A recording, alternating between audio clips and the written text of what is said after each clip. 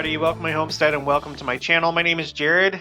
Today woke up to a little bit of a situation, a new, I think pretty significant update in Ukraine. There is a dam near Kherson that was destroyed.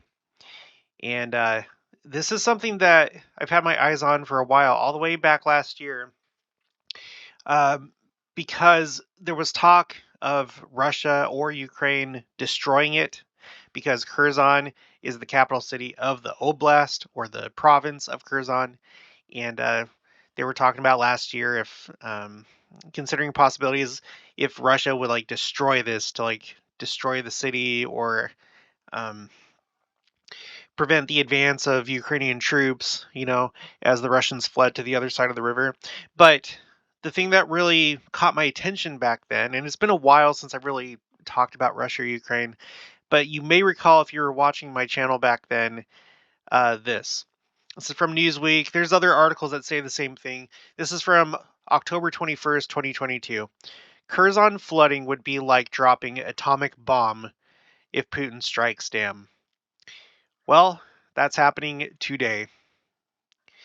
Today, the dam in question was destroyed. It's not clear exactly what happened. I'm going to read some stuff from different news articles, but whatever the case, however it happened, whoever did it, it happened.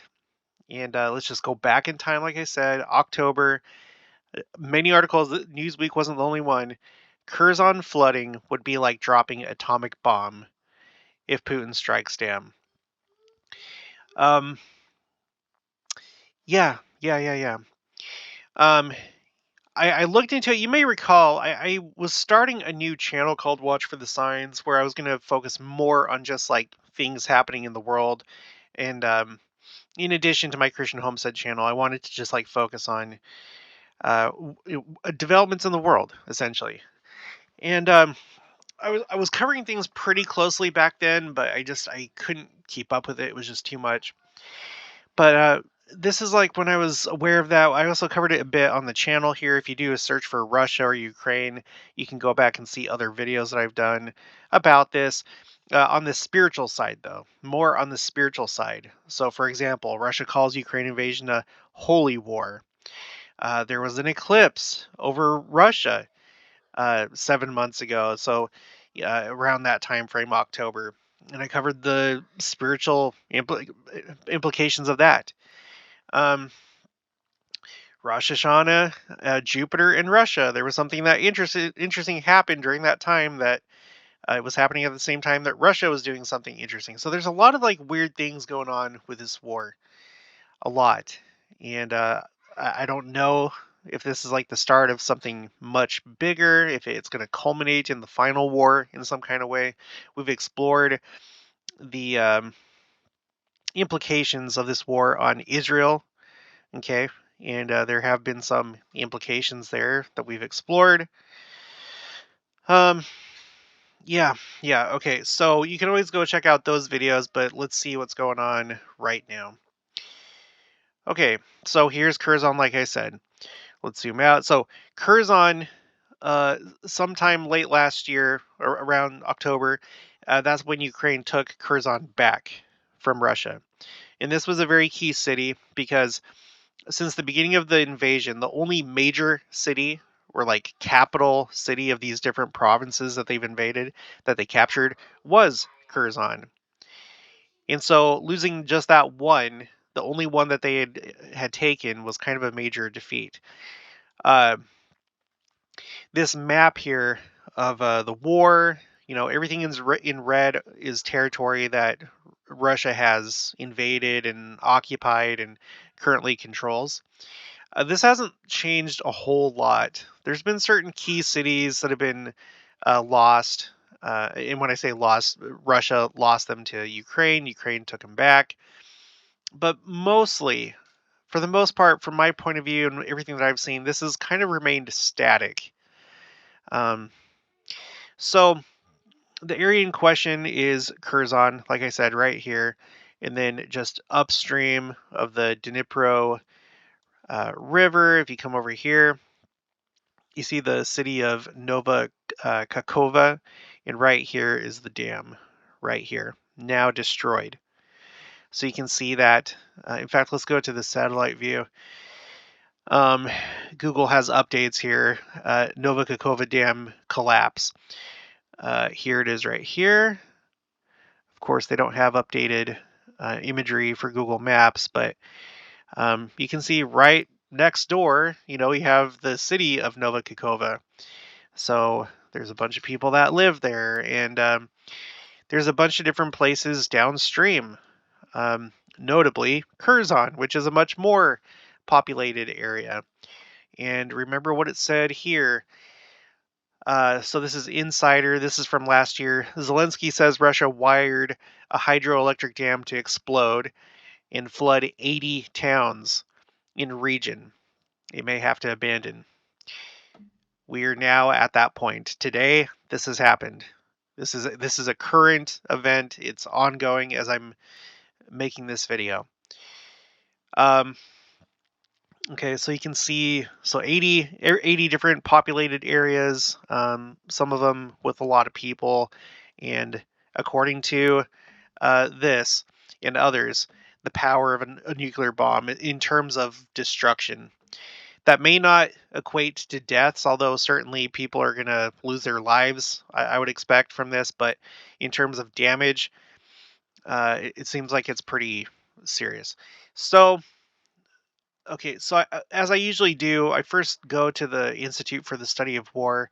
They don't yet have an article up today or an update to talk about this. Although, an interesting thing that I noticed was from their key takeaways, Russian and Ukrainian officials are signaling the start of the Ukrainian counteroffensive. So, it's not too hard maybe to put together. Maybe that's why this happened right now. Maybe it goes along with the counteroffensive. And then just as a side note, this is tangential.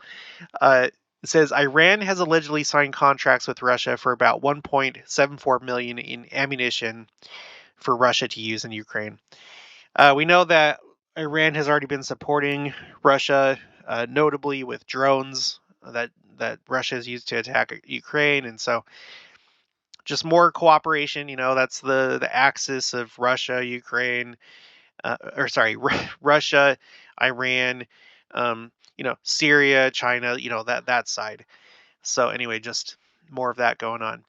Okay, now let's look at the stories from today. The Associated Press: collapse of major dam in southern Ukraine triggers emergency as Moscow and Kyiv blame each other. And before you're like, oh, how can they blame each other? Like it's clearly one side. Before you jump to that conclusion, I would just say that this is it's I think it's more complicated than you might give it credit for, and I explain that in detail. Again, if you do a search on my channel for Russia, there are different factors to take into account. That's all I'm going to say. Just go watch those videos. It may not be as clean cut as it appears on the surface. So, Kyiv, Ukraine. The wall of a major dam in southern Ukraine collapsed Tuesday, triggering floods, endangering Europe's largest nuclear power plant and threatening drinking water supplies as both sides in the war scrambled to evacuate residents and blamed each other for the destruction. Ukraine accused Russian forces of blowing up the Kakova Dam and hydroelectric power station in the Dnieper River in an area that Moscow controls, while Russian officials blamed Ukrainian bombardment in the contested area. It was not possible to verify the claims. Okay, later, neither side reported any deaths or injuries.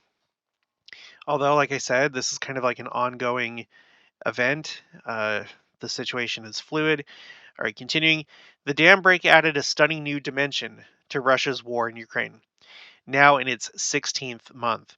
Ukrainian forces were widely seen to be moving forward with a long-anticipated counteroffensive in patches along more than 1,000 kilometers or 621 miles of front line in the east and the south. Oh, by the way, it's worth mentioning really quick. Back here in October and last year is like when there was all this talk about and threats to use nuclear weapons.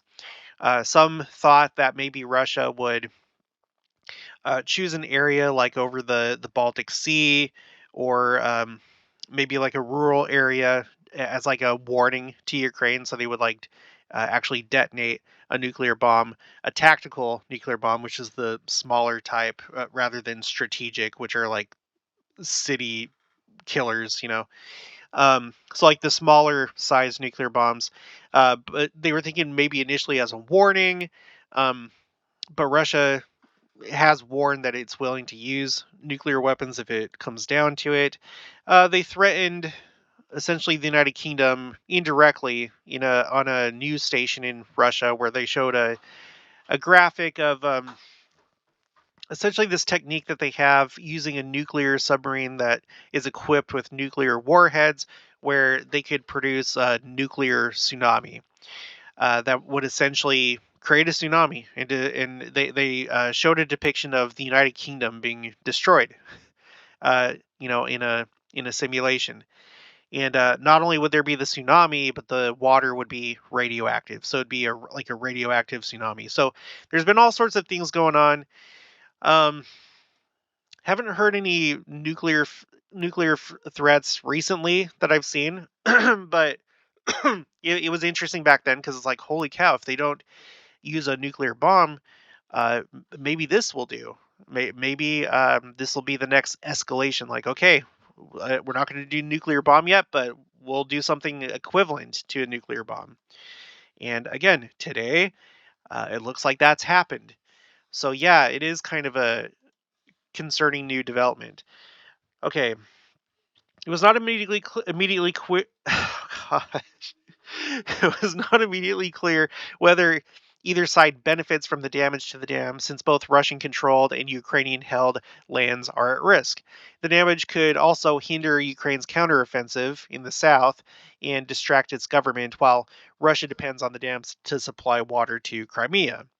So, but obviously there is benefit, but there's also disadvantages. And well, in war, sometimes you have to make tough decisions, and sometimes, a lot of times, there's unethical decisions made. I'm not going to pretend to judge anything here, but I'm just stating the facts. Okay, experts have previously said the dam was in disrepair, which could also have led to the breach. Well, I'm gonna like put the probability of that pretty low, since this is coming at a time when the Ukrainians are about to launch a counteroffensive. I feel like the timing uh, suggests that probably wasn't a mistake or a failure, like a structural failure of the dam. David Helms, a retired American scientist who has monitored the reservoir since the start of the war, said in an email that it wasn't clear if the damage was deliberate or simply neglect from Russian forces occupying the facility. Okay. But Helms also noted a Russian history of attacking dams. Oh, you don't say.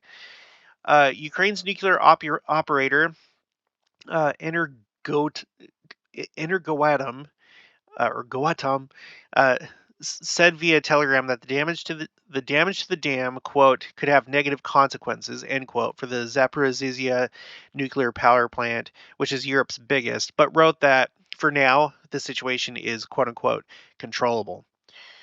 So they're worried about the water level going down, and then them not being able to have sufficient for the cooling system for the plant. Okay, moving on. NPR, um, they noted that this happened overnight. Again, just like natural disasters anywhere in the world, the worst is when something happens at night because people are asleep. So that's another thing to maybe consider, possibly suggest that this was deliberate. Um, in this report, it says Euclidroendro, Euclid,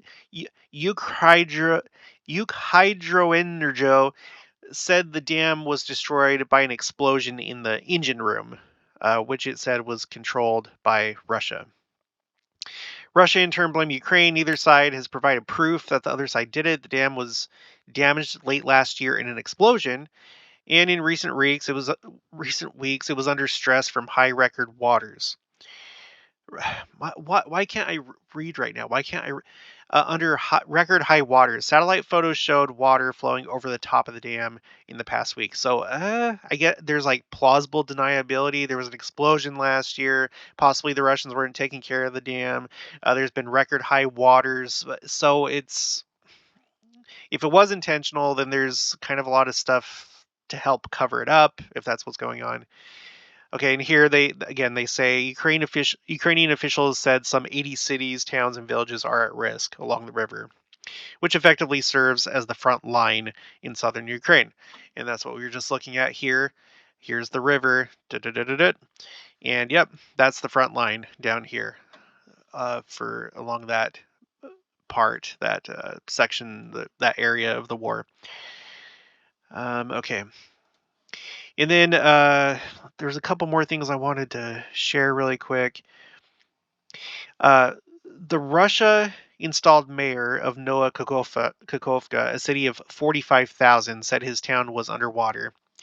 So that's this town that we were talking about right here, like right next to the dam, underwater. I assume that we'll get more details as time goes on as to damage and if there's any fatalities.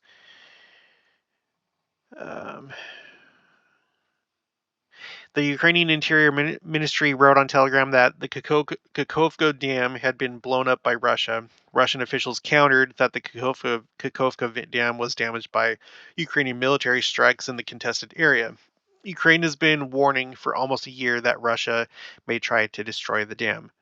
Well, but the same thing. The Russians have also been saying that Ukraine might do that as kind of like a what's termed as a false flag, where you make it look like someone else is attacking to give you the justification to go forward with your own attack against that group. And then lastly, from the BBC, they put an interesting little comment here. They say, talking about the size of the reservoir, it's huge. Locals call it the Kakhovka Sea, as you cannot see the other bank in certain places. The dam holds water equal to the Great Salt Lake in the U.S. state of Utah, according to Reuters. I just think that's like an interesting little detail. Extensive flooding.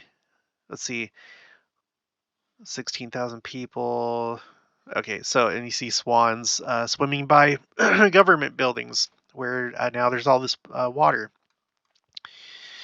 So I don't know ultimately what this means, but I think this is a major development. We'll just have to keep our eyes on it, see what happens in terms of damage, fatalities, see if this somehow escalates things, because maybe countries will be like, no, that Russia, you blew it up or whatever, and maybe things will escalate from here. I don't know.